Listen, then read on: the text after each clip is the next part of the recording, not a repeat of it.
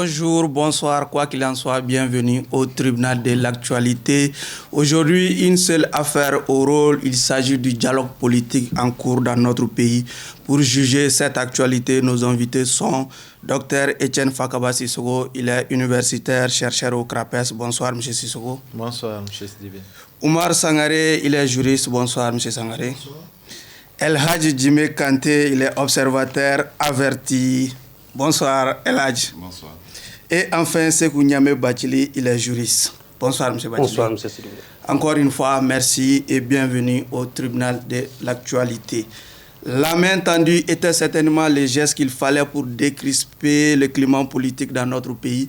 En tout cas, depuis cet appel téléphonique du président IBK à son cadet Soumaïla Cissé, suivi des tête-à-tête avec certains leaders de l'opposition, y compris Tcheblen Dramé, nombreux sont désormais les observateurs qui estiment que nous nous acheminons progressivement vers un consensus politique au Mali. Est-ce que cette analyse est justifiée, Etienne? Je pense que oui, dans la mesure où nous avons eu une élection qui s'est très mal passée, où il y a eu des contestations d'une partie de la classe politique et il y a eu une résistance de ceux qui ont estimé qu'ils ont remporté les élections. Donc on était dans une situation de tension politique et à côté de cela, la gestion du pays également laissait croire avec l'insécurité galopante, avec les problèmes de gouvernance, avec la fracture sociale qui commençait à prendre une ampleur inquiétante, les problèmes au centre, la mise en œuvre de l'accord de paix, les nouvelles réformes qui aujourd'hui sont en train d'essayer de prendre forme. Toutes ces questions étaient bloquées à cause justement de cette tension politique-là. Donc aujourd'hui, on assiste effectivement à une décrispation de la situation politique avec ces rencontres qui sont en cours. Mais encore une fois, j'espère qu'on va en parler. C'est une bonne chose que d'abord ce dialogue puisse commencer, mais il en est une autre que nous puissions mettre l'accent sur les problèmes essentiels et qu'on puisse définir les solutions qu'il faudra mettre en œuvre. Okay. Oumar Sangaré, nous nous dirigeons vers un consensus politique. Le consensus politique, c'est une réalité. Voilà un peu l'horizon qui se dégage progressivement. Et pour conjurer les périls et sauver la nation, je crois que la nécessité, ça urge pour tous les clans politiques, y compris la majorité présidentielle et l'opposition, quels soient les bords politiques considérés, d'instaurer au moins un climat de dialogue, ne serait-ce que pour décrisper l'atmosphère politique, instaurer la paix sociale et rétablir une certaine normalisation constitutionnelle pour permettre au Mali de pouvoir sortir de l'ornière dans laquelle elle est plongée depuis belle lurette et que essentiellement le choix du Malien réside dans l'incarnation et la volonté des différents acteurs à pouvoir briser le mur de méfiance qui était dressé jusque-là. Avec ces tête-à-tête, ces différentes tête-à-tête, le mur de méfiance est carrément brisé? Je pense que c'est l'impression qu'on donne, parce que moi je reste quand même un tout petit peu pessimiste. Vous savez, Etienne a parlé tout à l'heure des élections qui se sont mal passées, mais je pense que cette situation remonte à bien avant les élections, bien avant même l'élection du président Ibrahim Boubacar Keïta. Il y avait déjà une situation très tendue dans le pays. On sait dans quelles conditions ces élections qui ont vu l'arrivée de IBK à la tête du pays se sont déroulées, parce qu'il y avait déjà, depuis les événements de 2012, la manière dont le président Amadou Toumani Touré a quitté le pouvoir et puis tout ce qui s'en est suivi. Il n'y a pas eu suffisamment d'accompagnement pour que le dialogue légendaire qu'on reconnaît aux Maliens prenne immédiatement le relais pour qu'il y ait un dialogue sincère. Maintenant, lorsque moi j'ai appris que le président IBK a appelé son frère Soumaïla Cissé, là je vous assure que cela s'est même ressenti dans la marmite, parce que tout de suite en famille j'étais tellement content que, et c'était un peu partout, dans les bureaux, au marché, un peu partout. Donc c'est vraiment important. Vous avez égorgé un poulet ce jour-là? Non, pas un poulet. J'ai égorgé plus qu'un poulet, parce que là, j'avais le numéro de Bachili que j'ai appelé. Je pense que j'ai égorgé plus qu'un poulet. Okay. Donc c'est vraiment important. Mais mon inquiétude, c'est quoi? C'est que nous avons expérimenté beaucoup de choses. Et la seule chose qui nous reste actuellement, c'est ce dialogue-là. Et si jamais ce dialogue ne se faisait pas de façon sincère, là, ça pourrait donner vraiment autre chose que ce que nous attendons. Ok. Bathily, un dialogue salutaire finalement? Oui, un dialogue salutaire, c'est bien les mots. Il faut les reconnaître. Les élections ont laissé des séquelles, des traces qui étaient souvent très profondes. Donc il fallait recoudre tout ça. Il fallait que les Maliens et les Maliens s'entendent, se donnent la main et aller vers l'avant. C'est vrai, avant les élections, on a dit beaucoup de choses ici. Mais moi, je pense que ces élections-là ont été l'une des élections au Mali, si je pourrais me permettre, le plus respectueusement organisées. C'est tellement il y avait d'observateurs internationaux. En plus de ça, il y a eu l'audit du fichier électoral. Donc vous pensez que les contestations post-électorales ne sont pas justifiées? Non, c'est justifié bien sûr, mais j'aimerais venir un peu avant les élections et pour voir. C'est ce que j'ai dit, les élections ont laissé des traces. Et ces traces-là, après les élections, il y a eu des manifestations. Nonobstant la bonne organisation. Qui ont été souvent réprimées, dont moi je déplore et je continue de déplorer. Mais il fallait rassembler tout le monde. Mais comment le faire? Maintenant, heureusement pour nous, nous avons eu des gens, des personnalités qui ont voulu aller vers d'autres. Je nomme le président Bokari Treta, qui a en tout cas fait une démarche salutaire. Salutaire pourquoi? Parce qu'il a décidé d'instaurer ce climat de confiance. Parce qu'il y avait un climat de méfiance et de défiance entre les acteurs politiques. Il fallait, en ce moment, oublier tout ce qui s'est passé avant et aller vers l'avant. C'est donner la main. Et heureusement que le président Ibeka a tendu la main. Une main qui a été, dans un premier temps, invisible. Sinon même, une main qui a rencontré le vide, une main empoisonnée. Mais juste après, on a vu que le président ne s'était pas arrêté là. Il a mis son premier ministre en mission, qui est Soumaïla Boubèye Maïga, qui a organisé des concertations. Il a, en tout cas, le 10 décembre, rencontré la jeunesse. Après, le Conseil national de la société civile et quelques partis politiques de l'opposition et de la majorité. Mais la principale force, qui est le FSD, dont l'honorable Soumaïla Cissé dirige, n'a pas voulu rencontrer le Premier ministre. Mais juste après, on a vu que l'EPM, l'Ensemble pour le Mali, à sa tête, Dr Bokari Treta, a initié des démarches vers tous les acteurs politiques et la société civile. Et Dieu faisant bien les choses, le président Ibeka est revenu dans la logique de cette démarche-là et appelé dans un premier temps l'honorable Soumaïla Cissé et les rencontrer en 10 jours 3 fois. Ça, c'est très important à souligner. En 10 jours 3 fois, ça veut dire quoi? Soumaïla, je les remercie, je les salue. Pourquoi? Parce qu'il a montré qu'il est un Malien qui veut que le Mali aille de l'avant. Il est prêt au dialogue, il est prêt à ces discussions, à ces concertations pour qu'on sorte de la crise. Okay. Finalement, la carte Treta a été la carte gagnante d'où vient ce déclic. Un jour, le président se lève, il prend son téléphone, il appelle son cadet. 2 jours après, c'est un tête-à-tête. Ensuite, ce tête-à-tête est élargi à des membres de l'opposition comme Tcheblen Dramé et autres Bathily. Finalement, c'est quand même une démarche suspecte, finalement. Oui et non à la fois, parce que il y a eu un concours de circonstances en réalité qui ont abouti à ce déclic-là. Treta a sans doute joué un grand rôle dedans avec les démarches qu'il a entamées, mais il y a déjà, il a rappelé ce qu'on a rappelé tout à l'heure, les démarches que le Premier ministre a eu à faire, qui n'a pas été entendu tout simplement parce que dès lors qu'on ne reconnaît pas un président de la République, celui qu'il a nommé comme Premier ministre, on ne peut pas recevoir ce dernier-là. C'était un non-sens. C'est pourquoi l'opposition a été claire avec le Premier ministre Boubèye en lui disant tout simplement que ce n'est pas lui l'interlocuteur, ce n'est pas lui l'enjeu, mais que l'enjeu, c'est le président de la République. Et c'était à ce niveau-là qu'il y avait un blocage. Et aujourd'hui, il y a une pression internationale aussi qui a beaucoup joué sur ce déclic-là. Parce que vous savez, en septembre dernier, lorsque le Mali a été aux Nations Unies, on a fait des promesses sur l'accélération de la mise en œuvre de l'accord. Et nous sommes aujourd'hui au terme de cette échéance-là.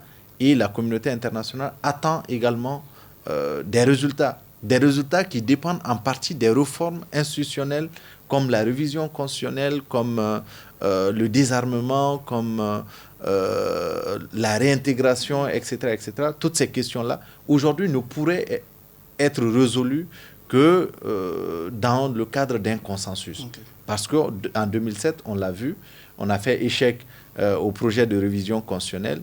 Si le projet arrive dans le même contexte aujourd'hui, il ne passera pas non plus. Donc, il y a d'une part les personnes de bonne volonté qui ont beaucoup joué dessus, les leaders politiques de la majorité et de l'opposition qui ont accepté de jouer le jeu.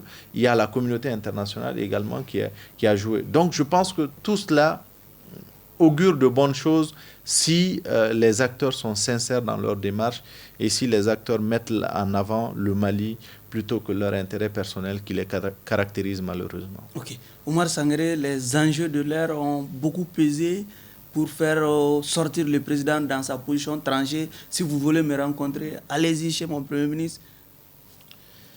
La ferveur de contestation née des élections de 2018 ont été sensiblement beaucoup plus pesants par rapport au choix des uns et des autres quant à leur volonté d'aller à un espace de dialogue et d'échange. Vous savez, quelqu'un a eu à le souligner, et je n'aurais cesse de le dire, c'est même un renforcement idéologique chez moi, que d'entériner le fait que la culture du dialogue est une culture suffisamment imprégnée dans notre terroir historique et dans notre imaginaire collectif. Qu'à cela ne tienne. Aujourd'hui, je ne serai pas trop en contradiction avec Étienne Fakaba sur le fait qu'il dit qu'il y a eu ce qu'on appelle des concours de circonstances et que des éléments, des pesanteurs extérieures internationales sont venus se greffer à la volonté et à l'orientation du président d'aller vers une plateforme d'apaisement, de dialogue fructueux, sincère, franc, pour que ensemble les différents acteurs puissent se retrouver autour d'une plateforme de négociation dans l'intérêt du plus grand Mali et non dans l'intérêt sordide des individus. Mais qu'est-ce qui caractérise et qui fait un peu la spécificité de ce renouveau et de ce regain de choix pour le dialogue? C'est parce que, comme il a dit, il y a une sorte de fulmination du contexte international, il y a une sorte de pression internationale sur le Mali qui fait que on n'a pas d'autre choix que d'aller vers ça. Il n'y a pas d'équation alternative au dialogue. Le dialogue est un impératif et ça urge. Plus on va dans l'alisement de la contradiction, plus le Mali a de fortes chances de s'enliser encore dans l'appauvrissement et dans le non-développement. Il n'y a pas un contexte de raffermissement de la position développementale. Lui, économiste, il le sait, tant que les principes et les ingrédients de la stabilisation et de l'apaisement ne sont pas réunis.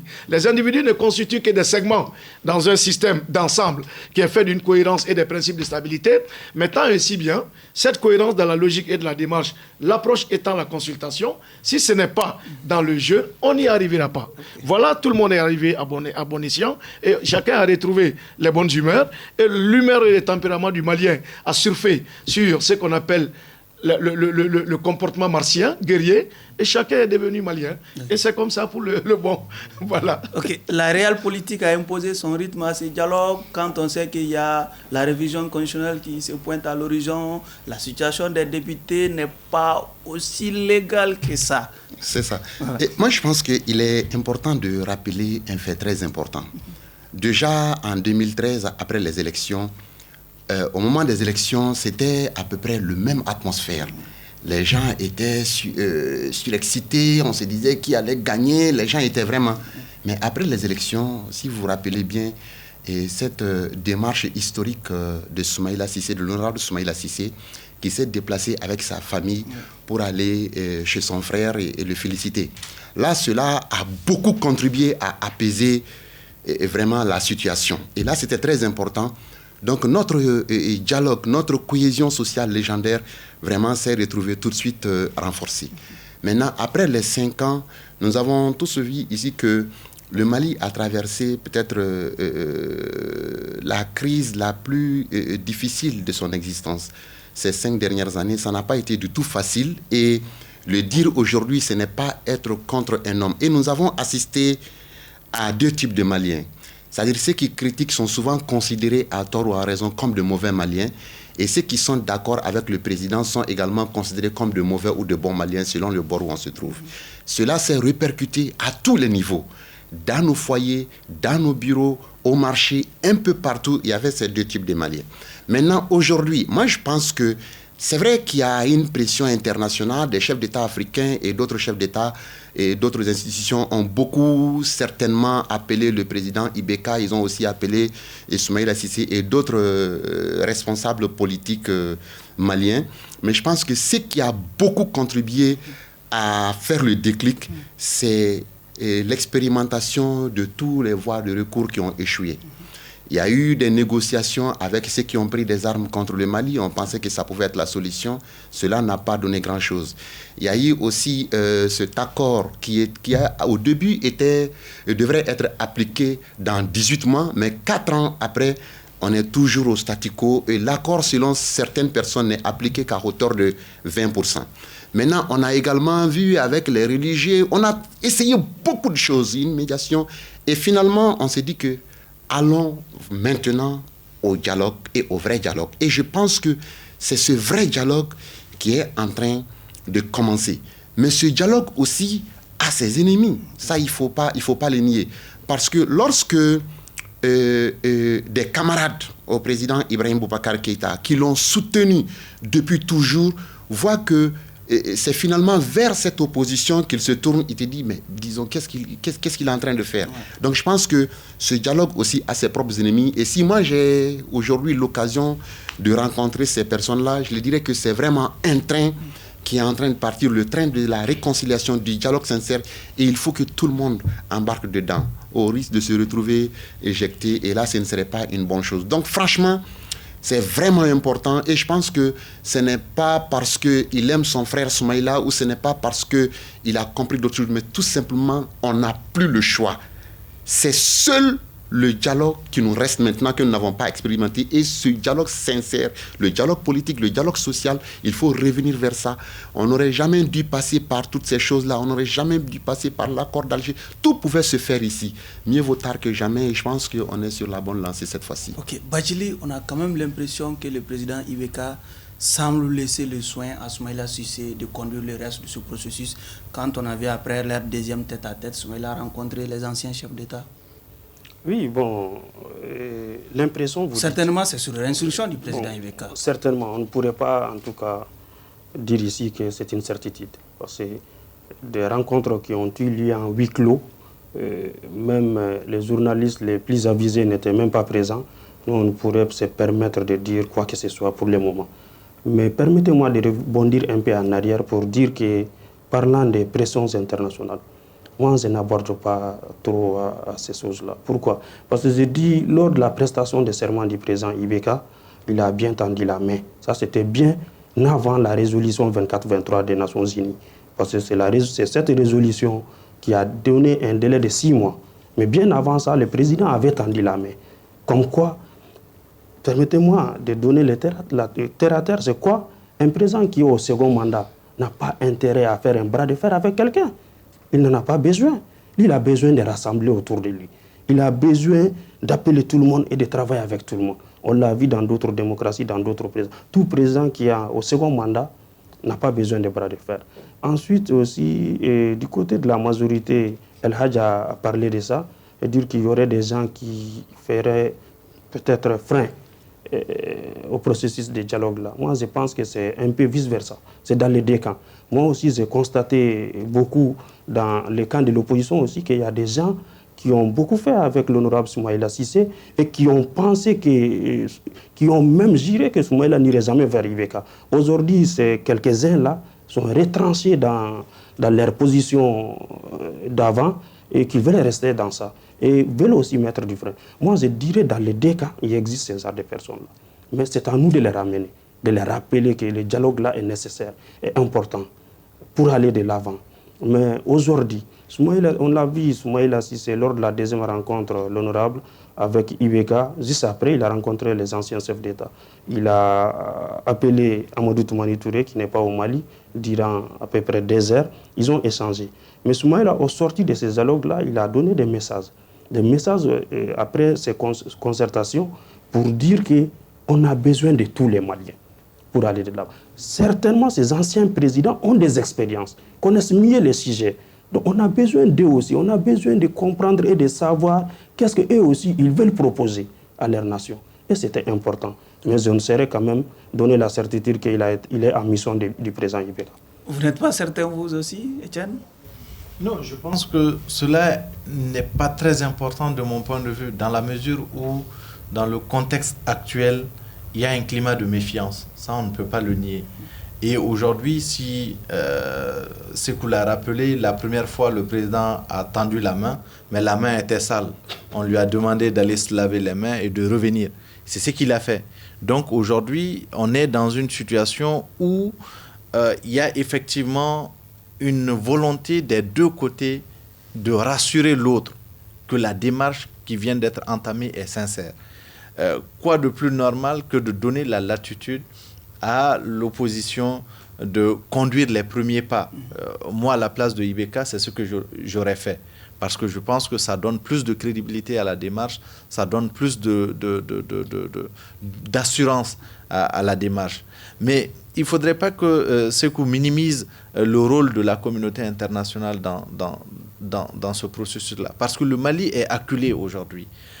Autant sur les questions sécuritaires, sur les questions de gouvernance, que sur la question de la mise en œuvre de l'accord. Et on le sait, la question de l'accord est centrale dans ce dialogue-là. La question de l'accord va être centrale dans tout ce qui va sortir comme résolution de ce dialogue. Parce que les réformes institutionnelles, les réformes politiques, les réformes de gouvernance, tout cela découle de l'accord. Or, l'accord n'est ni inclusif, ni participatif, n'est même pas... on ne peut même pas le mettre en œuvre. Donc, aujourd'hui, vous vous souvenez, quand on a signé l'accord de paix, c'était une mise en œuvre de 18 mois. Et aujourd'hui, on est à 4 ans. Ce qui prouve qu'il y a des difficultés.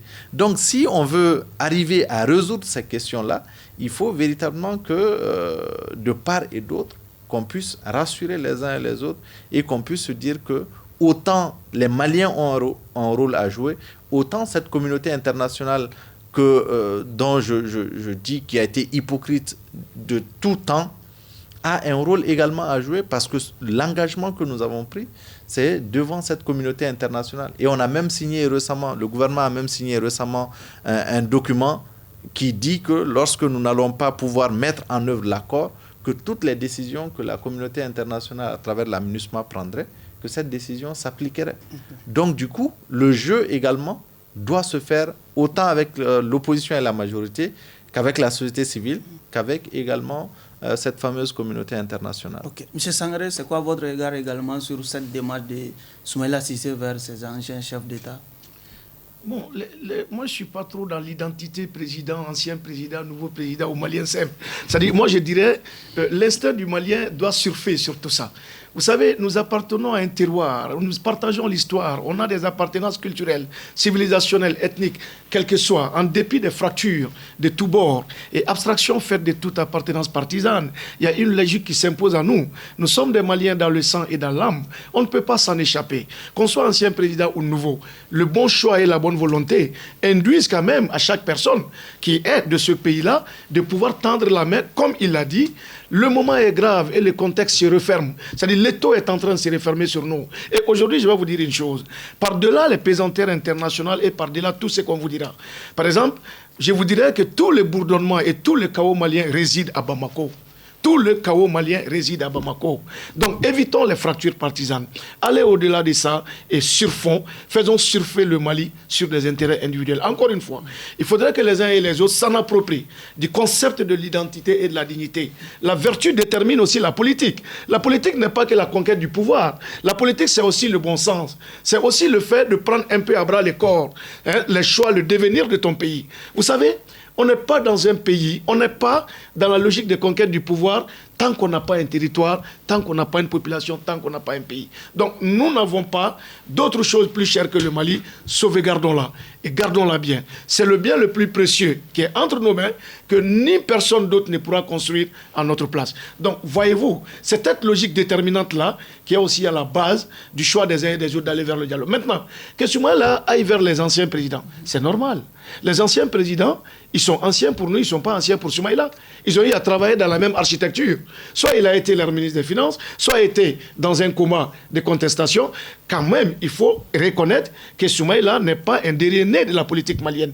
Il est dedans, depuis belle lurette. Depuis l'avènement de la démocratie jusqu'à maintenant, c'est un acteur majeur. Bon, voyez-vous. Okay. Donc, s'il les rencontre, il est dans son rôle et dans son action. Okay. El Hadj, c'est quand même l'une des rares fois quand même que Alpha Oumar Konaré soit cité dans les débats politiques. Oui, c'est d'ailleurs, moi je ne suis pas du tout d'accord avec cette attitude de Alpha Oumar Konaré, mais par rapport à ces séries de rencontres que Soumaïla a eues avec ses anciens chefs d'État, moi je ne pense pas qu'il soit en mission du président Ibrahim Boubacar Keïta. Il a d'abord reçu un appel de son frère Ibeka, il l'a rencontré une première fois, et cette rencontre a duré, tenez-vous bien, près de 2 heures de temps. Donc c'est très important. Et pendant ces 2 heures de temps, ils ont dû se parler les yeux dans les yeux. Ils ont dû se dire des choses clairement, sans détour. Et au sortir de cela, je me dis que Soumaïla, un homme avisé, a certainement ressenti le besoin de s'armer davantage, de prendre réellement, il a pris le pouls réel des discussions en cours. Il a compris que c'était quelque chose de sincère, de sérieux et qu'il devait lui-même se préparer pour la deuxième rencontre. Si vous avez remarqué, c'est après la première rencontre qu'il a téléphoné à Amadou Toumani Touré, qu'il a parlé au téléphone avec Alpha, qu'il a rencontré Moussa Traoré. Certains n'étaient pas d'accord qu'il rencontre Moussa Traoré, certains ne seront jamais d'accord qu'il rencontre Amadou Toumani Touré, et quand il va vouloir rencontrer Amadou Aya, il y a certains qui vont se plaindre. Mais il faut que les gens comprennent que, c'est-à-dire aujourd'hui, il s'agit d'un nouveau Mali. Et la fracture est tellement importante que nous devons accepter vraiment de passer par ces étapes-là. Discuter avec tout le monde, écouter tout le monde. Et je pense que Soumaïla est allé rencontrer ces différentes personnalités. C'est d'abord prendre leur point de vue par rapport à... Et dans son entourage, j'ai compris qu'il voulait d'abord parler avec ceux qui sont plus anciens que lui sur la scène politique, aller vers eux, et ensuite demander aux plus jeunes que lui, en tout cas sur la scène politique, de venir vers lui, de discuter. C'est vrai que Ibrahim Boubacar Keïta l'a dit, et nous avons eu la confirmation plus tard, qu'il va rencontrer tout le monde. Et c'est très important. Et lorsqu'il va rencontrer tout le monde, il faut faire peut-être la différence entre Soumaïla et tout le monde. Parce que Soumaïla, c'est la personne qui était opposée à lui au second tour, et c'est la personne qui contestait également les résultats des élections. Ces élections, c'est-à-dire ça dépend du bord où on se trouve. Hein. On peut dire que ces élections, comme l'a dit Sidibé, ça a été de très bonnes élections peut-être pour lui, mais il y a eu beaucoup, Bacheli je veux dire, il y a eu beaucoup d'irrégularités. Moi, nous ne sommes pas là pour parler de ça. Ce qui est sûr et certain, c'est que ces rencontres-là doivent se poursuivre.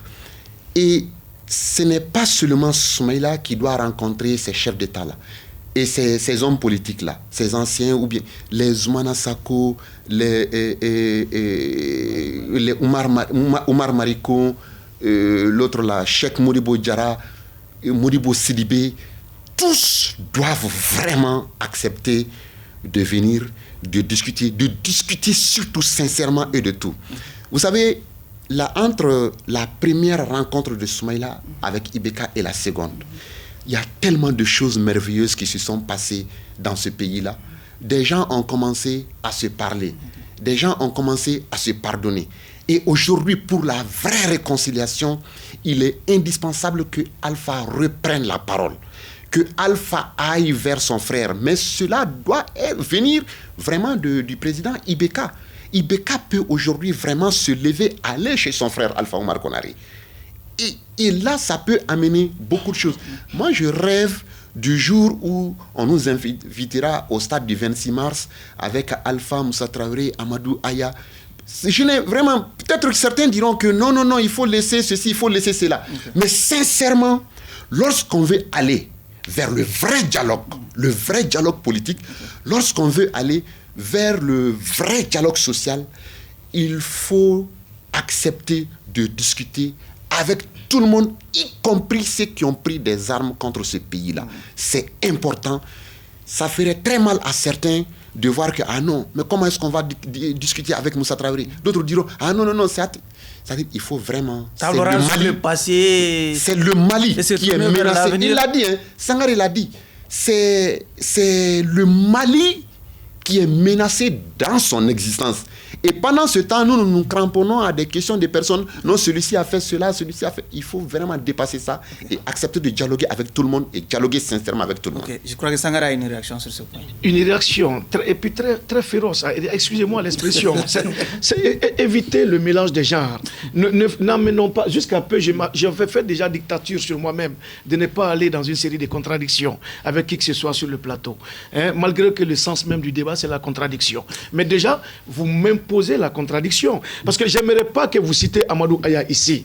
Écoutez-moi bien, ce n'est pas de même acabit que les gens dont il est question. Soumaïla est un démocrate sincère. Le président Ibeka est un démocrate sincère. Amadou Toumani Touré est un démocrate sincère. Mais il ne faut pas inviter ce qu'on appelle les intrus dans ce débat. Parce qu'Amadou Aya n'incarne aucunement la démocratie et au contraire, voilà quelqu'un qui, de par son agissement, bon, je ne qualifierais pas d'idiot ou du moins de quoi que ce soit, a pu mettre le Mali à plate couture. Tout ce dont nous subissons aujourd'hui... Donc il n'est plus malien, vous mettiez l'accent tout à l'heure sur le caractère...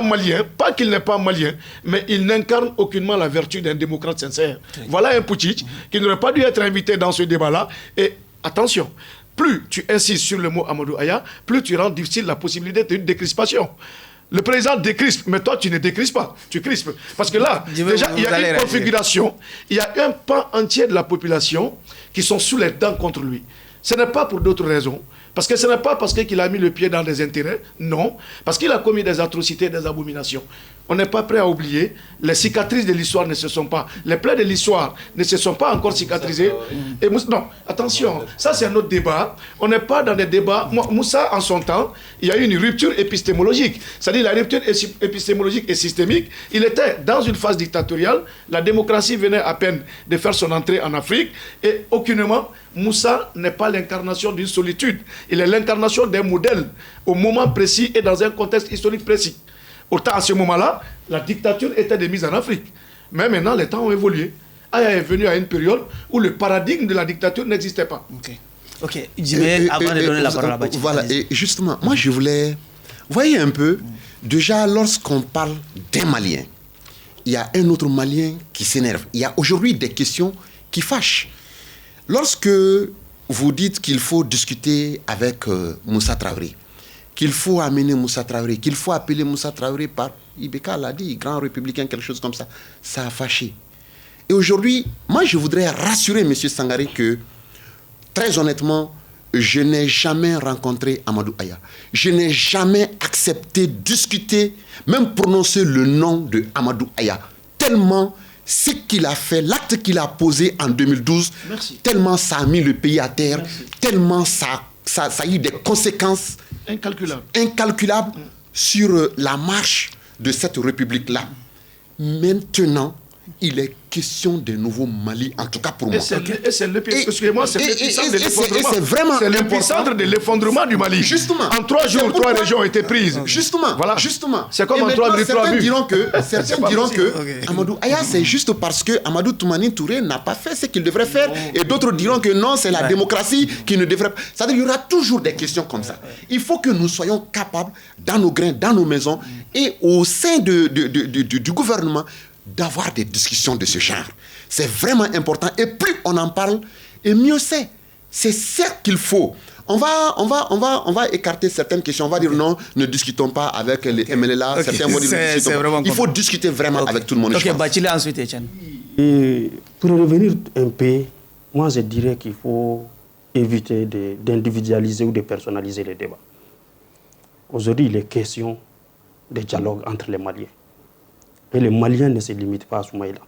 Les Maliens ne se limitent pas à Amadou Aya. Pour revenir au cas de Amadou Aya, c'est vrai, c'est un putschiste. Mais d'autres ont pris des armes contre leur propre pays. On est en train de dialoguer avec eux. On est en train d'échanger avec eux. On les a pardonnés. On les a même accordé des primes. Mais aujourd'hui, ce débat que Djimé veut instaurer, El Hadj, mais c'est nécessaire, c'est important. Un jour viendra, on va le faire, ces débats-là, même si on ne veut pas. Pourquoi ne pas en parler aujourd'hui? Puisque chacun est en train de rencontrer chacun dans l'ordre et dans le désordre, il est question aujourd'hui. Mais laissons aussi à la justice de faire son travail par rapport au cas Amadou Aya.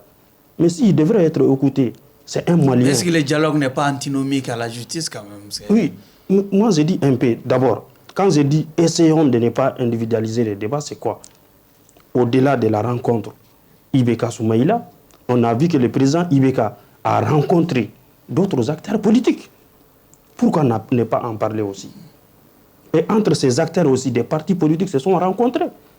Tout ça rentre dans ces dialogues. Mais les nœuds gordiens, quand même, c'est Soumaïla Cissé. Soumaïla, je suis d'accord parce que c'est le chef de file de l'opposition. Ouais. Mais si on essaye de tout concentrer sur Soumaïla, on risque de vexer et d'énerver d'autres acteurs politiques qui sont aussi importants dans le processus. Il ne faut pas aussi les négliger.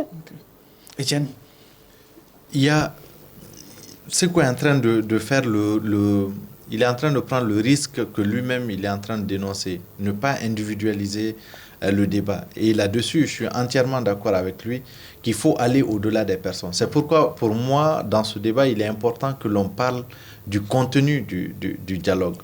Mais je voudrais tout simplement rassurer Sangaré en lui disant que si on a discuté et signé un accord avec des gens qui ont pris les armes contre le pays, qui ont égorgé des militaires maliens, qui ont arraché au Mali une partie de son territoire et qui continuent d'ailleurs de gérer cette partie-là, si on a pu discuter avec eux, si on a pu discuter avec un dictateur de 23 ans qui a tué des Maliens, qui a pillé ce pays-là, si Soumaïla rencontre ce dernier, s'il ne rencontre pas Aya, il a tiré à terre. Et le dialogue dont il a besoin, il ne l'aura pas. Si le président de la République ne lève pas le pied sur le cas Aya, parce que, encore une fois de plus, c'est une affaire politique, ça n'a rien à voir avec la justice, c'est une affaire politique qui est en train d'être politisée, qui continue d'être politisée, tant qu'on ne va pas le relâcher, tant qu'on ne le relâche pas, purement et simplement, parce que ce qu'il a fait, c'était un acte salutaire. Parce que le pays était à genoux en 2012, parce que le pays était détruit en 2012, la corruption avait gangréné ce pays-là, on avait perdu... Donc, est venu mettre fin à cette corruption. Absolument, absolument. Dire que l'acte aujourd'hui est à remettre en cause, moi je ne suis pas dans cette logique. Mais encore une fois de plus, on est là pour parler du dialogue politique.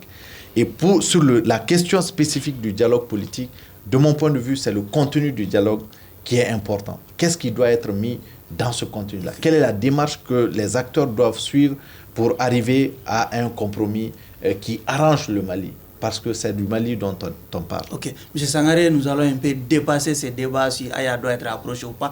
Mais est-ce qu'en revenant un peu sur la marche radieuse de ce processus, est-ce qu'au-delà de certains lieutenants des deux côtés, est-ce qu'il n'y a pas d'autres éléments perturbateurs qui vont intervenir quand on sait que le FSD a produit un communiqué la semaine dernière pour mettre en garde le Premier ministre, Soumaïla Boubèye Maïga? Bon, cela ne dénote pas du choix du dialogue. Mais ça, c'est déjà, comme on dit, c'est une question de positionnement. Et dans ce cas, c'est le leadership. Vous voyez, Soumaïla aujourd'hui, dans le terme latin, on l'appelle le primus inter pares. C'est le premier des ministres. Il n'est pas le premier de l'exécutif, mais c'est le premier des ministres. Maintenant, qu'est-ce qui va se passer? Dans la nouvelle configuration qui est en train de se mettre en place, avec le système de dialogue, qui, d'ailleurs, a produit deux effets, comme il a dit. Le fait, d'abord, d'avoir apaisé le climat social, mais le fait aussi d'amener le soulagement général. Bon, voilà, conjugué à cet effet-là, il faudrait quand même comprendre une chose, que le fait de dire que le Premier ministre, on le met en garde, ce n'est pas quelque chose de récent. Ça a toujours écumé les dialogues de l'opposition et ça continuera encore de mailler. Je ne sais pas pourquoi. Vous voyez, ça c'est une question de positionnement. Pour l'échéance électorale de 2023, ce n'est pas une question de maintenant, c'est d'avenir. Maintenant, qu'est-ce qui va se passer? Le raidissement des positions des uns et des autres n'augure pas aussi un bon dialogue. Comme il a dit, le dialogue doit être inclusif. Donc, essayons de mettre à plate couture toutes les velléités nocives allant dans le sens du rejet de l'autre. L'autre n'est pas une équation à résoudre. C'est le Mali, la difficulté du Mali qui doit être l'équation à résoudre. Et la vraie équation aujourd'hui transcende la question du PM, du Premier ministre. Donc, on n'est pas dans cette notion individuelle. Ce n'est pas, comme on dit, dans une guerre d'albigeois contre les Vaudois où on se tire dessus à boulet rouge. Non. C'est-à-dire, sortons de l'ornière de l'antinomie et de l'antagonisme individuel pour faire prévaloir l'option Mali. Le Mali est une entité impérissable, le Mali est un bien précieux à sauvegarder et résidons là et restons là. Telle est ma devise et tel est mon slogan. Et ça doit être inscrit dans le gène et dans le génétique de tout un chacun pour que le Mali puisse retrouver son aura d'antan. C'est un grand pays avec une grande histoire, c'est une grande nation. Essayons de colmater les brèches. Je peux être d'accord avec Etienne Fakaba quand il dit que Aya est venu à une période charnière où il a mis fin à la corruption. Mais je ne comprendrai pas un Aya qui s'est embourgeoisé en 10 jours, qui s'est milliardarisé en 1 mois et qui s'est fait le premier actionnaire en 2 mois. Donc, si vraiment Etienne Fakaba pense que c'était la solution, monsieur le professeur, faisons-en une thèse de doctorat. Ce n'est pas une solution. C'est au moins un problème. Ok, monsieur Badjili, en quoi le Premier ministre Soumaïla Gouroué Maïga n'aura pas intérêt à ce que ce dialogue soit concluant pour que Anga Maliba Katani? Bon, moi je dirais c'est la perception des uns et des autres. Le FSD quand même l'a mis en garde contre toute tentative de sabotage du processus. Peut-être qu'ils ont en tout cas des arguments contre Soumaïla Boubé. Mais moi je pense aujourd'hui le dialogue va au-delà de Soumaïla Boubé. Il faut faire extrêmement attention avec ça. Soumaïla Boubé conduit l'action gouvernementale. Il est là aujourd'hui, demain il ne pourra pas être là. Ça aussi, il faudra. Donc le Mali, il s'agit de rassembler les Maliens. Et surtout ce que j'ai apprécié, ce que le docteur a dit, il faut aller dans les questions de fond. Et laisser de personnaliser les choses. Soumaïla, c'est un chef de gouvernement. Mais aujourd'hui, qu'est-ce qui nous a amené à ce dialogue-là? Pourquoi les Maliens ont accueilli de façon, si je peux me permettre l'expression, de façon très bien accueillie ces dialogues-là, parce qu'il y a une crise qui est là. Et la crise est profonde. Et il y a des défis à relever, que ce soit les questions qui urgent actuellement, les réformes institutionnelles et politiques, il y a ça, il y a la fameuse question des redécoupages administratifs qu'on a mis en stand-by pour le moment. Je me dis, il y a aussi la question de la loi électorale, qu'il faudra en parler. Donc, laissons un peu de côté les chefs de gouvernement et allons à l'essentiel. Boubé n'est pas un problème? Le FSD quand même l'a mis en garde. Non, je pense que Boubé peut être vraiment un problème, mais disons les choses clairement, il peut être un problème. Boubé est un homme politique et il est arrivé, quand il a été Premier ministre, de sa nomination comme Premier ministre à maintenant, nous le savons tous, son parti s'est sérieusement renforcé. Il a eu beaucoup d'autres députés, donc ça veut dire qu'il est dans une logique de conquête du pouvoir, en tout cas d'avoir suffisamment de députés. Et cela a même créé souvent des problèmes entre des alliés, c'est-à-dire au sein de l'EMP, Boubé qui est de la majorité, et puis le RPM. Il y a eu beaucoup de difficultés entre les deux formations. Maintenant, aujourd'hui, Boubé voulait être au centre. Certains diront que c'est un excellent sécuritocrate. Moi, je dirais que c'est un excellent communicateur. Regardez, au moment où tous les feux sont braqués sur ces rencontres, sur ce dialogue, il arrive à attirer l'attention sur lui avec cette tournée encore à Mopti, à Taoudeni et autres là, pour dire que c'est réellement lui qui maîtrise la situation. Et il faut que Boubé aille dans le sens du dialogue. S'il n'est pas convaincu, regardez, un Soumaïla Cissé qui vient voir Ibrahim Boubacar Keïta, les deux qui s'enferment pendant plus de 2 heures de temps, et Boubé n'entend absolument rien, alors que c'est un homme politique qui a aussi son propre agenda, forcément, c'est normal. Ça peut amener vraiment à se poser certaines questions. Mais ce qui serait souhaitable, ce qui serait très important, c'est qu'un homme avisé, que Boubé s'approprie vraiment de cette nouvelle dynamique-là, s'il aime vraiment le Mali, qui s'inscrit dans ça. Et il faut mettre toutes les questions qui fâchent, il faut en discuter, y compris le poste de Premier ministre. il y a des concessions à faire de part et d'autre. Il y a une opposition qui est là, qui dit qu'il ne reconnaît pas. À un moment donné, il va falloir que cette opposition reconnaisse le président de la République. D'ailleurs, elle l'a déjà fait. Ça a été tacitement en allant rencontrer, en s'inscrivant dans cette dynamique-là. Il faut que cela soit clair. Il faut qu'il soit dit clairement au président de la République qu'on veut un dialogue inclusif et où on peut discuter de tout, bien entendu, à part son fauteuil. Là, on va mettre ça de côté. Il ne sera pas question de son fauteuil, mais où on peut vraiment remettre tout en cause. Remettre tout en cause, c'est quoi? Il a dit, il y a encore une Assemblée nationale qui est là, qui est, on ne dirait pas légale ou légitime, je ne sais pas. En tout cas, une Assemblée nationale qui est contestée. Il y a aussi cette question de découpage. Il y a l'accord, parce que ce qu'il faut signaler, l'accord, ce n'est vraiment ni le Coran ni la Bible. L'accord peut être rediscuté. L'accord, dans sa mouture actuelle, là, elle ne peut pas être appliquée. Elle ne peut ni profiter à ceux qui ont demandé, et ceux qui ont pris les armes, ni aux Maliens du Sud. Ça ne peut profiter à personne. Et maintenant, on reste, même la communauté internationale sait clairement que cet accord-là ne peut pas. On ne peut pas non plus aller à des réformes institutionnelles dans ces conditions-là. Donc, qu'est-ce qu'il faut? C'est un dialogue. Mais dans le dialogue, qu'est-ce qui va être discuté? Cela est clair. Ensuite, quel est l'organe? L'organe qui va se charger de ce dialogue inclusif, c'est vraiment important. Il faut que tout le monde soit écouté. Voyez le front social, la santé, l'éducation, les magistrats. Il y a eu trop de problèmes. Donc, que toutes ces questions-là soient discutées et puis que les conclusions de cette grande rencontre soient souveraine. Okay. C'est important. Okay. Souveraine, j'insiste là-dessus. Okay. Et Etienne Ibeka doit continuer à dialoguer avec l'opposition tout en gardant un regard vigilant sur les faits et gestes de son Premier ministre. Il est le président. Le FSD a quand même donné l'alerte.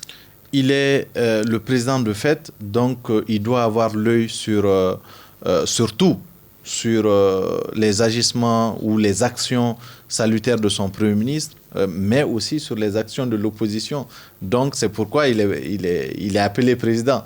Maintenant, moi, c'est surtout la question, encore une fois, de plus du dialogue, du contenu qui m'intéresse. Et Jimé a excellemment abordé un certain nombre d'aspects qui me semblent être importantes. Est-ce que le contenu de ces dialogues-là ne sera pas tributaire au comportement des différents acteurs? Non, du tout, parce que les problèmes ne sont pas tributaires du comportement des uns et des autres. Le fait que nous ayons perdu le Nord n'est pas tributaire je pense aujourd'hui en tout cas, du Premier ministre. S'il l'était au début, il ne l'est plus.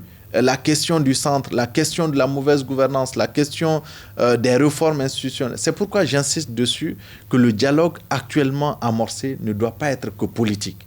Ça doit être également un dialogue social. Parce que la fracture sociale, comme l'a rappelé Sangaré, elle est profonde. Et il faudra également proposer des choses dans ce sens. Au-delà de cela, il y a également la question des réformes, des actions que le Premier ministre actuel a engagées.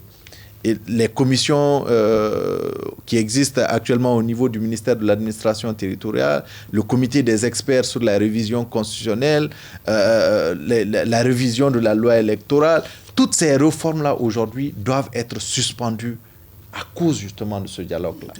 Parce que c'est ce dialogue-là qui va déterminer après l'orientation à prendre. C'est pourquoi d'ailleurs dans la semaine, le Centre de recherche et d'analyse politique fera un papier dans lequel on donnera notre vision du dialogue politique et surtout de la démarche à suivre et des angles qu'il faudra aborder. Comme après l'émission, nous aussi, on va vous présenter une facture. Monsieur Sangaré, peut-être avant de conclure l'émission, quel est votre regard sur cette grève des enseignants aujourd'hui? Bon, en réalité, les grèves insistantes au Mali, à mon avis, sont sans saveur. Moi, je n'en veux pas. À ce tournant décisif, il ne le faut pas. Vous savez, on n'est pas dans une phase où les contestations sont permises. Je ne suis pas contre les enseignants. Le contenu de leurs revendications est noble et salutaire. Ça se justifie à la lumière de leur quotidien, de leur existence, ça se vérifie. Mais quand on voit un peu toutes les charges financières et les difficultés que supporte notre trésor et même notre avoir financier, ce n'est pas possible. Et regardons un peu la faisabilité de certaines choses pour aller dans la rue. Vous savez, comme l'a dit le doyen, il y a un certain nombre de béquilles au Mali qui se sont fracturées. C'est ce qui nous a fait effondrer carrément l'architecture. J'ai l'habitude de dire aux gens, dans les discussions aussi banales, je l'ai dit, que chaque pays s'appuie sur 4 ressorts. Un pays sérieux s'appuie sur l'éducation. C'est le gage de la réussite intellectuelle et c'est le socle sur lequel peut germer toute possibilité d'émergence et d'épanouissement. Le deuxième socle est sanitaire, la santé. Il faudrait qu'il soit égal pour tout le monde. Qu'il n'y ait pas au moins ce qu'on appelle, qu'on ne soit pas soigné selon le diamètre de la poche. Que la clinique, ce qu'on appelle la culture de la clinisation, puisse au moins prendre un peu le patient, non pas en patient mais en client. Évitons de renchérir les frais médicaux pour permettre à tout un chacun d'avoir accès à des soins décents et à des soins aussi simples. Et troisième ressort, c'est la justice. La justice doit constituer le dernier rempart des pauvres. Or, aujourd'hui, il faut qu'on le dise, la vérité. La justice n'est pas la même selon qu'on soit noir ou blanc dans ce pays. Et la justice, je n'ai pas un complexe de le dire. C'est une évidence, ça crève les yeux. La justice, selon qu'on soit noir ou blanc, comme le dit La Fontaine, on n'est pas logé à la même enseigne. Il faut qu'on sorte de cet état d'inégalité de justice, parce que c'est le seul rempart pour le pauvre. Et c'est le seul appui qu'un pauvre a pour pouvoir sauvegarder ses acquis. Et quatrième chose, ça, c'est la légalité et l'équité dans le recrutement au niveau de la fonction publique. Parce que cela y va de notre sort et de notre image, aussi bien à l'intérieur qu'à l'étranger. Qu'il y ait des cadres valables, qui sont susceptibles de représenter le Mali. C'est notre vitrine, c'est notre lumière, c'est notre image. Il faut que ça soit sauvegardé. Badjili, sur cette grève des enseignants, qui n'a que trop duré. Qui n'a que trop duré, malheureusement. Mais moi, je déplore les démarches. Les enseignants sont dans leurs droits, il faut les reconnaître. La démarche pour essayer de trouver les solutions idoines à cette crise-là n'a pas été salutaire. De la part du gouvernement ou des syndicalistes? De notre gouvernement, moi je dirais. Parce que quand tu vois actuellement la tournée que le ministre de la fonction publique fait dans les régions, quand on envoie un ministre de la fonction publique, c'est une question qui concerne les enseignants, mais sans le ministre de l'Éducation, c'est qu'il y a anguille sous roche. Sur ces points-là, moi je ne suis pas d'accord avec la démarche. Parce que les enseignants, il y a plusieurs manières de revendiquer ces droits. D'autres ont pris les armes pour revendiquer leurs droits de façon illégale. Ils ont été, si je peux me permettre, ils ont été en tout cas bien traités. Et ceux qui les font, les tapis rouges, ceux qui les font de façon légale, responsable, avec la grève, parce que la grève est reconnue. Et aujourd'hui, la manière dont on est en train de traiter les enseignants, c'est déplorable. Et regardez, jusqu'à l'heure où je vous parle, il y a des enseignants qui n'ont pas leur salaire du mois. Comment on peut comprendre ça? Si vous voulez trouver une solution à une situation qui est là, qui a perdu... Mais ça, c'est le corollaire quand même de toute grève. Quand on ne travaille pas, on ne peut pas payer. Ça fait deux. Je dis, le droit de retenir sur salaire. Le droit de retenir sur salaire, il y a ça. Mais ça n'a rien à voir avec le paiement du salaire mensuel. On peut retenir sur les salaires, mais ne pas payer, ça c'est anticonstitutionnel. Avant de donner la parole à Djimé, Etienne. Oui, je dis tout simplement qu'il faut faire extrêmement attention avec cette question. Et je comprends mon ami Sangaré qui est bien nanti, qui fait partie des privilégiés de ce pays et qui minimise le calvaire quotidien des enseignants. Il faut avoir le courage de le dire, c'est des gens dont l'avenir du pays dépend et qui ne touchent pas, même pas 150 000 dans certaines, même pas 100 000 dans certaines localités. Comment vous voulez qu'un chef de famille qui n'a pas 100 000 et ces 100 000, vous décidez de les retenir de façon arbitraire? Parce que le droit de retenue de salaire, c'est vrai. Mais si je fais 10 jours de grève, il faut retenir les 10 jours et donne-moi le reste. Mais c'est le reste aussi qu'on n'arrive pas à donner aux enseignants. Donc, du coup, ils se retrouvent aujourd'hui le 10 avec 0 francs. Peut-être qu'il y a une tension de trésorerie quelque part. Tension de trésorerie. C'est pourquoi je ne suis pas d'accord justement avec Sangaré quand il dit que lorsque le pays traverse une situation difficile, il faut tenir compte de telle ou telle chose. Et au même moment, ceux qui sont censés donner l'exemple vivent dans l'opulence. On a vu aujourd'hui sur les réseaux sociaux un anniversaire fêté à coups de milliards. Et comment vous voulez que des travailleurs qui se battent jour et nuit pour en sortir.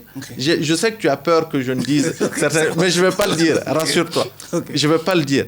Tout simplement pour dire que ça va dans les deux sens. Autant les gouvernants doivent donner l'exemple, autant ceux qui travaillent seront réceptifs justement aux conditions. 10 secondes de réaction. 10 secondes. Il n'y a pas de réaction. Je vois que Etienne Fagaba, il est toujours... Donc vous considérez que vous appartenez à cette catégorie de nantis? À cette catégorie bourgeoise. Non, je parle, monsieur, non, ça, je ne dirais même pas que ce n'est pas une réalité, c'est une métaphore.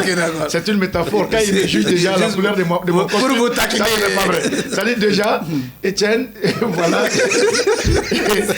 Ok, moi je dirais tout simplement que prions pour que ce dialogue puisse être constant, constructif, inclusif, que tous les Maliens puissent s'asseoir à la même table avec des choix appropriés et logiques pour faire avancer la cause commune.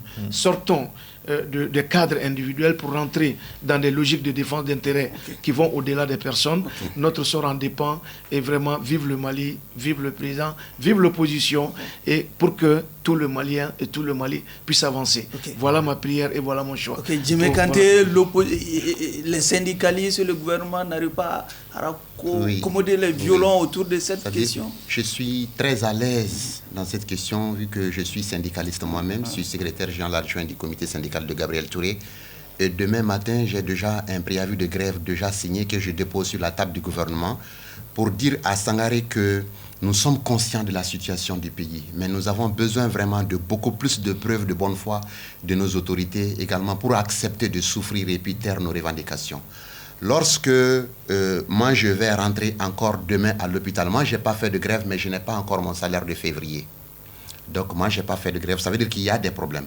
Lorsque vous partez tout de suite à l'hôpital Gabriel Touré et que vous voyez des dizaines de malades hospitalisés qui ne seront plus opérés parce que le bloc opératoire est arrêté, il faut aller en grève. C'est-à-dire que nous ne partons pas, ce n'est vraiment pas de gaieté de cœur. Et c'est pourquoi ce dialogue, il est important. Et 90% des grèves-là pourraient être évitées si vraiment les gens acceptent de se parler. Au niveau des entreprises, il doit y avoir aujourd'hui un observateur national de suivi des dialogues. Instaurer que dans chaque entreprise, qu'il y ait des rencontres mensuelles ou des rencontres au moins bimensuelles et que les rapports soient envoyés au département ou bien à l'Observatoire national de suivi du dialogue social. Là. Il y a des syndicats qui peuvent courir pendant des mois derrière leur direction juste pour discuter de ces problèmes. Ça n'arrive pas. Et lorsque on vous répond par le mépris, on ne vous laisse d'autre choix que de déposer un préavis de grève. Et lorsque les préavis de grève sont déposés, la gestion, vous voyez ce qui s'est passé avec toutes ces grèves-là, avec les enseignants, avec les magistrats, avec les médecins, c'est-à-dire qu'on refuse, on finit par accepter. Donc dès le dépôt du préavis de grève, vraiment que le ministre de la fonction publique se saisisse du dossier, mais aussi que les différents départements, le ministère des Finances, le ministère de la Primature, qu'on mette les gros moyens pour discuter. C'est des Maliens qui sont sensibles au problème. Au cours de ce dialogue-là, il va être question de beaucoup de choses. Vous savez, il y a actuellement et récemment, on a donné beaucoup de primes. Lorsque des enseignants, vous dites à un enseignant que non, il ne faut vraiment pas revendiquer. Et au même moment, vous êtes en train d'aligner des primes pour d'autres catégories, ça fait des frustrations. Et au moment où on a toujours un avion présidentiel, il va être question de tout ça là au niveau de... Toutes les questions qui fâchent, il faut en discuter. Si vraiment nous devons vendre l'avion pour faire des trucs là, on le fera. Il faut parler de toutes les questions qui intéressent la vie de la nation et trouver des solutions. Et pour terminer, je voudrais dire que pour la première fois depuis 6 ou 7 ans, je suis fier du président Ibrahim Boubacar Keïta. Il sait qu'il comprenne que lorsqu'il veut vraiment montrer sa main, on peut la voir. Mais la fois dernière, la main n'était pas très visible. Et maintenant, nous voyons sa main et nous espérons qu'il va vraiment continuer dans cette dynamique-là et qu'il prenne très au sérieux ce dialogue parce que nos épouses, nos cultivateurs, nos pêcheurs attendent beaucoup de ce dialogue. C'est sur ce verdict prononcé par Djimé Kanté sans mon autorisation que prend fin ce numéro de tribunal de l'actualité qui avait comme invité Dr Etienne Fakaba Sissoko. Il est universitaire et chercheur au CRAPES. Oumar Sangaré, juriste. Djimé Kanté lui-même, il est observateur. Et enfin, Sekou Niamé Bachili, il est juriste. Merci à vous de nous avoir suivis et à dimanche prochain.